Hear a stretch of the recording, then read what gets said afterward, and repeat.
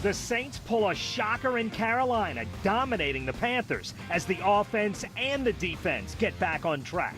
Plus, LSU squeaks by Syracuse, but is there reason for concern in Baton Rouge? Tulane wins a thriller at Ullman. Southeastern gets win number 1, and the Pelicans preseason tips off in just 9 days. This is the last word on sports. 4th Down on 4 starts now. Last weekend, the Saints, LSU, and Tulane all lost. This week, all winners. I'm Doug Mouton. Welcome to 4th Down on 4. And for the Saints, one game really does change the season outlook. Maybe this team can be playoff contenders. And Sunday in Carolina, it changed early. The turning point of this game, and the Saints hope the turning point of their season, came halfway through the first quarter. Carolina on a long, effortless drive inside the Saints' 10. Until this. Cam Jordan sacks Cam Newton. The Panthers get a field goal, and the Saints' defense gets its first win. I thought we had some good things early on happen. First drive was good. On the Panthers' second possession, they got another field goal, but the Saints' defense was clearly gaining confidence. And then magic happened. Interceptions from P.J. Williams, Kenny Vaccaro, and this tip from Vaccaro to rookie Marcus Williams. I saw the ball. To be honest, I was trying to tip it up, maybe try to catch it myself, but when it went over my head, I knew Marcus was going to be there. We talked about it before the game. Tips and overthrows, you got to catch them. In my pick, I just knew the play. We just want to continue to push off of this game and make the next game just as good as this one. In the first 2 games, the Saints had given up more than 500 yards a game. In Carolina, they gave up just 288, plus got 3 turnovers and 4 sacks. And the offense was largely unstoppable. Mike Thomas did the work early. Then everyone got involved, including ex-Panther Ted Ginn.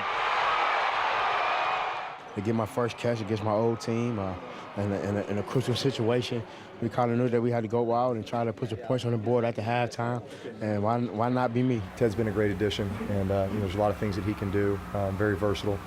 I know a lot of guys touched the ball today. A lot of guys had their hand in this victory. 10 different Saints caught passes, and against a very good Carolina front 7, New Orleans ran for 149 yards. This is a good front, like real good, and I was pleased that we were able to run the ball like we were and provide the protection. It wasn't always perfect, but that was a good group we won against. It was definitely satisfying. We talked about it all week, and we talked about just working and gelling together and coming together and trying to get a win. We worked hard. Nobody got down on themselves. We just kept pushing, and it came together. And just like that, a team that seemed dead in the water is back with a chance to go to London and come home 2-2. That's about an 8-hour flight. We're going to enjoy it. So will Saints fans. Maybe the end of the Peyton Breeze era isn't here just yet. What a win for the Saints. Jim Miller, former Saints Executive Vice President, joins us. And look, I'm not going to lie. When I asked you to come on this weekend, I thought, you know what, if the Saints lose, they're 0-3, when do we know the end is near? And then all of a sudden, in 1 week, everything changes, right? Doug, when you called me, I started writing the eulogy. I didn't want to present a eulogy, and I said to my wife, I said, God, I hope the Saints can pull this one out, because it's going to be so much more fun talking about a winning team. And that's what we've got now. All the things we've been complaining about, and on my website I wrote about no pass rush, as everybody else has said, no running game, as everybody else has said, inexperienced secondary guys who are now beat up and hurt. Everybody knew that, but today it all got well. From a management standpoint, when you're in team management, you have one of these sort of games that flip everything on end. How do you handle that? Do you just sort of try to take a step back and get a little perspective first? You just don't get in the way. You just don't get in the way, because if things are going bad, the public is very easy to put you in the way, right in the middle. And you're always getting blamed if things go badly, but when things go great, just stay out of the way, let the players and coaches do what they do best and enjoy it. Were you honestly getting the feeling, and look, this thing can turn back around at any moment, or you honestly getting the feeling that if the Saints don't go to the playoffs this year, if they don't sincerely turn this thing around, that this could be the end of what is the greatest era of Saints football? Do you believe that? Oh, I had senses of that, and I'd been writing that in my website. And you know, you've just got to be careful for that. I'm sensitive to that. I had 3 years of 7-9, 8-8, and 8, and 7-9. And, you know, I'm on the street. Right. But so I know years of, quote, mediocrity don't get you anything. Now, I had a 60-year-old Tom Benson who was a little bit more volatile than the 90-year-old Tom Benson, right, who's got people in there who's given him what he wanted. All of a sudden, they didn't get stupid all of a sudden. You know, they're still, Peyton's still a great coach. You know, Mickey and his people do what they do well, and they've still got the guy. You know, as long as you got the guy, Drew, then you got a chance. And they will get a longer leash, Peyton and Loomis, but especially Peyton. They'll get a longer leash because they brought a Super Bowl championship. It's an earned leash. Agreed? Agreed, 100%. Tom Benson's a very, very loyal guy. And if you've done well by him, then he remembers that. He's not very quick to pull a trigger. I mean, look at the Pelicans, you know. He's been very faithful to those guys, and they've had a couple of rough years, but he's a loyal guy. You were part of one of the first trips to London as the Saints get ready to go to London back in 1990. How much has football changed in London? We had a game today and then another one next week, as opposed to what it was back in 1990. Right. Well, it's like a trip down the street. You know, it's a neutral site. You know, we're playing in Jacksonville now. You know, it's just a neutral site game now. I mean, you make the coaches still hate it though. The coaches still hate it. We went in 1990. It was a great week, although London at that time had a world record heat wave of 98 degrees, and in those days they didn't have cold beer, they didn't have cold drink machines, and half the hotels were not air conditioned. So that's how it's changed, you know, if I'm going back, because I'm going to look for a cold beer and air conditioned place. But in any case, it's great to have the international games because the NFL is trying to spread its wings as the NBA. The NBA has just totally obliterated all sports as far as their global reach. Now, the NFL has tried that, you know, with the World League. And, and it didn't exactly work out that well.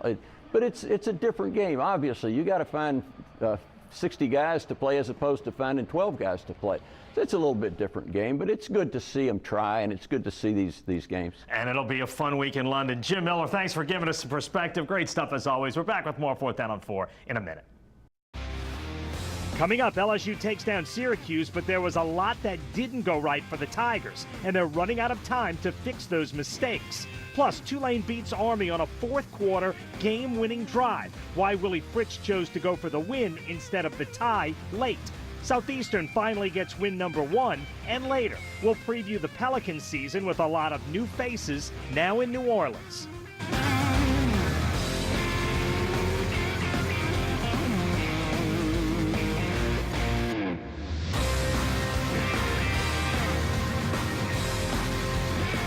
It was not the win Ed Ogeron hoped his team would get, but bottom line, the Tigers got a win. And with Troy next, one more chance to improve before Florida. Andrew Doak has the story from Tiger Stadium.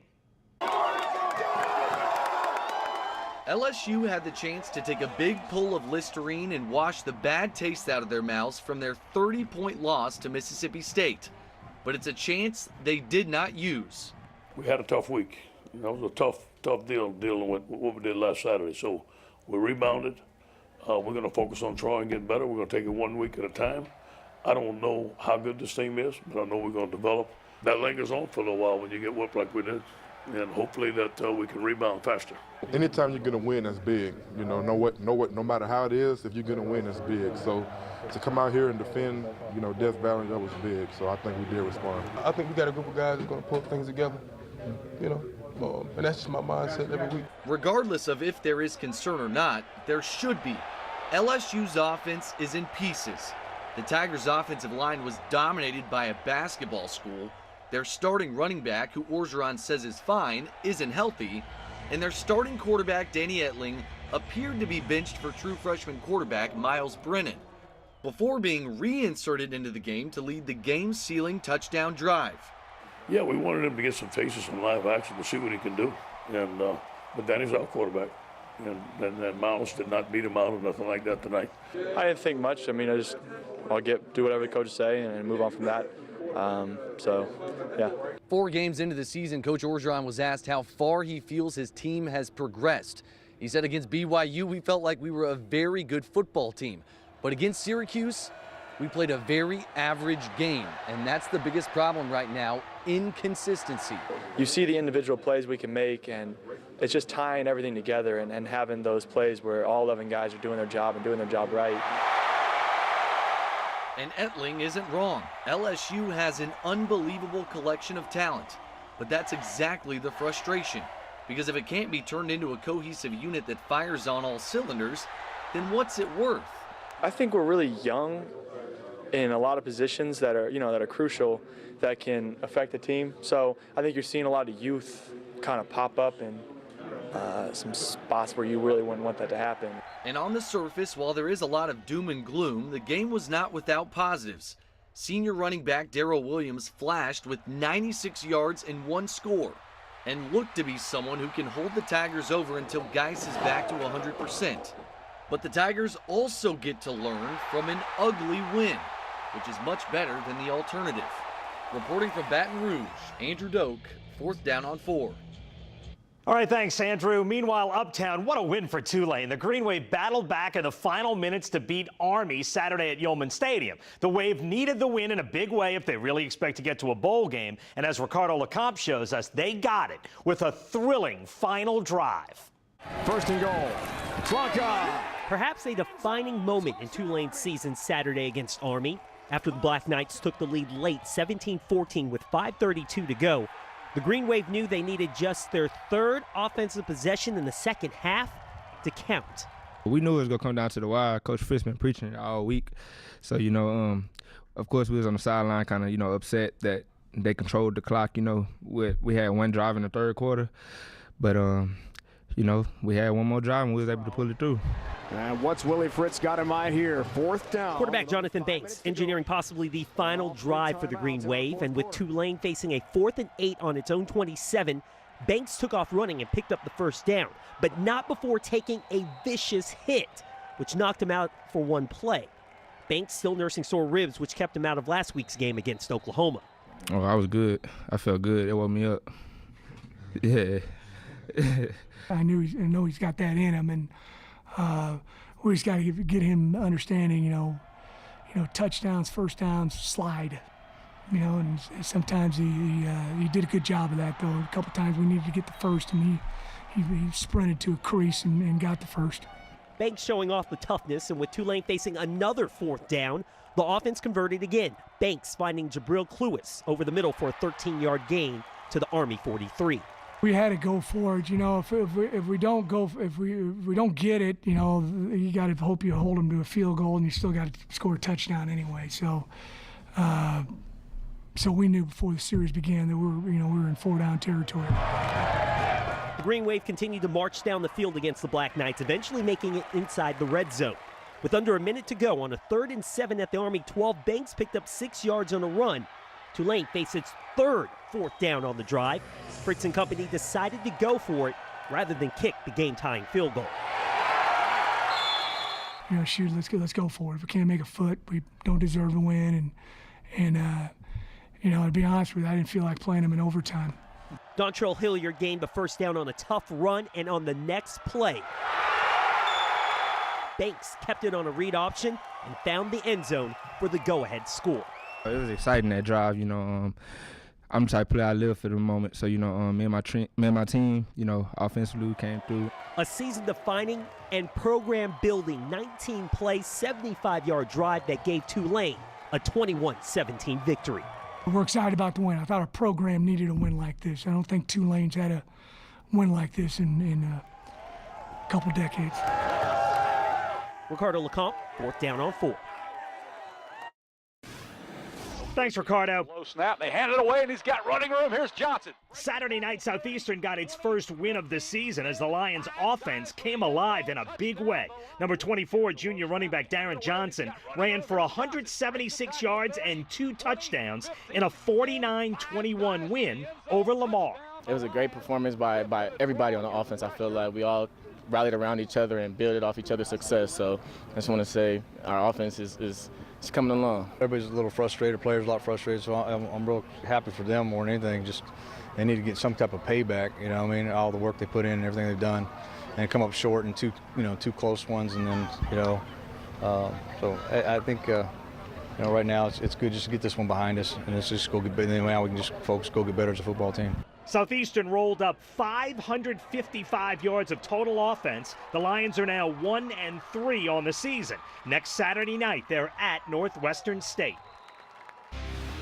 Still ahead, Pelican season is right around the corner. Dino Hansen helps break down how the new pieces could help the team make a playoff run.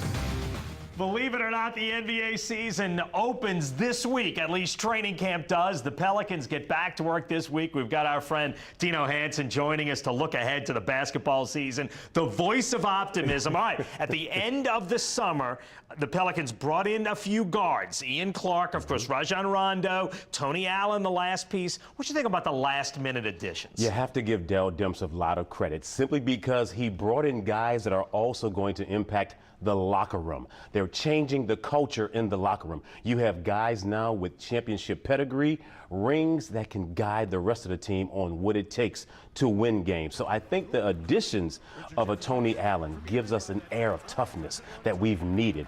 It also gives us another perimeter defender aside from Drew Holiday, who has been our best and only perimeter defender. You also bring in a guy like Rajon Rondo.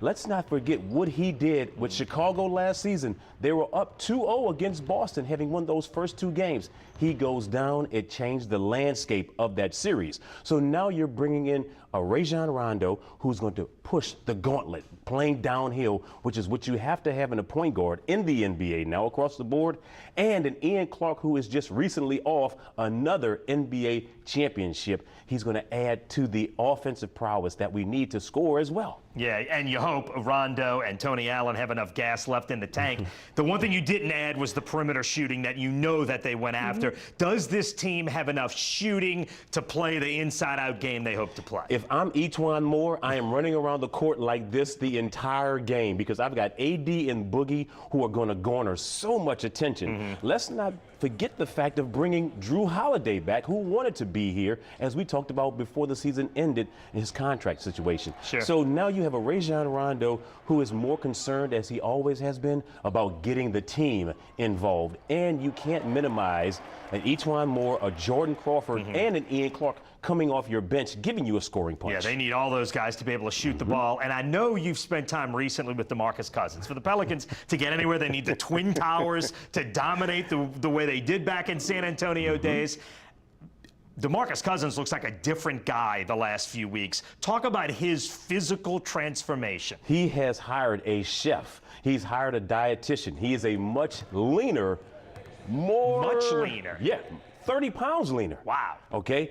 More chiseled DeMarcus Cousins. He's also more focused. Now, we know there's two reasons why. One, he loves the Pels. He did a lot of politicking for guys that come and play for the Pels. But he's also up for a new contract, and we all want to get paid. So is he committed to the Pelicans with AD? 100%. But we also know the crux of this team right now and the future of where it goes is going to depend upon what happens this season going forward. No doubt. Your opinion, is this a playoff team? This is a playoff basketball team. Although OKC got a little bit tougher since they added Carmelo with Paul George and Russell Westbrook, of course. But they still only play with one ball. They still play with one basketball. Just making sure that was still true. And I see us being a 5th or 6th seed, and I know you know I'm going to go with this. If the guys can stay healthy, we know that's always an issue. Solomon Hill is already going. Season hasn't even begun yet. Right. Dino, the voice of optimism for 5 or 6 if they can stay healthy, which has not been the case. Great job as always, Dino. Always a pleasure talking to you. Back with more 4th Down on 4 in a minute. Among the early season surprises in prep football, the Covington Lions. The Lions blitzed Ponchatoula Friday night. It was a blowout. The season hits the halfway point this Friday, and we will cover it all on 4th Down Friday, Friday nights at 10:15 right here on Channel 4. The Saints were already on their way to London, and we're right behind them. Photographer Adam Ney and I begin reports Tuesday from London. For Andrew Doak, Ricardo LeCompte, and producer Danny Rockwell, and all of us here at Eyewitness Sports, I'm Doug Mouton. Thanks for watching. We'll see you next week on 4th Down on 4.